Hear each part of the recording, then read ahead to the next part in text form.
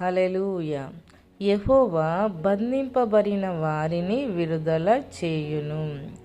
ప్రతి బంధకంలో ఉన్న ప్రతి ఒక్కరిని దేవుడు విడిపిస్తాడు. ఏ బంధకంలో అయినా సరే ఉన్నప్పుడు మనం భయపడనక్కర్లేదు. పౌలు శీలలు చూసినప్పుడు, వాళ్ళు చెరసాల వేయబడినప్పుడు వాళ్ళకున్న పరిస్థితి అక్కడ మనం చూస్తున్నాము. వాళ్ళ కాళ్ళని ఇలా కట్టేసుకొని అంత సంఖ్యలతో కట్టి ఉన్నారు. అయినను వాళ్ళు ఏ బంధకం, వాళ్ళు ఉన్న పరిస్థితిని చూసి వాళ్ళు భయపడలేదు. కానీ ఏ పరిస్థితిలో ఉన్నా వాళ్ళకు నేర్చుకున్నది ఏంటంటే జీవం కలిగిన దేవుని స్తుతించడం, పాడడం, దేవుని ఘనపరచడం. పరిస్థితి వైపు చూడకుండా, ఆ బంధకమును వైపు చూడకుండా దేవుణ్ణి మనసారా స్తుతిస్తూ ఆరాధిస్తూ, వాళ్ళు దేవుని ఆరాధిస్తూ స్తుతిస్తూ వాళ్ళకున్న గాయాలను కూడా లెక్క చేయకుండా దేవుని వైపు చూసే కొలది వాళ్ళ ప్రతి బంధకములు తెంపబడినాయి.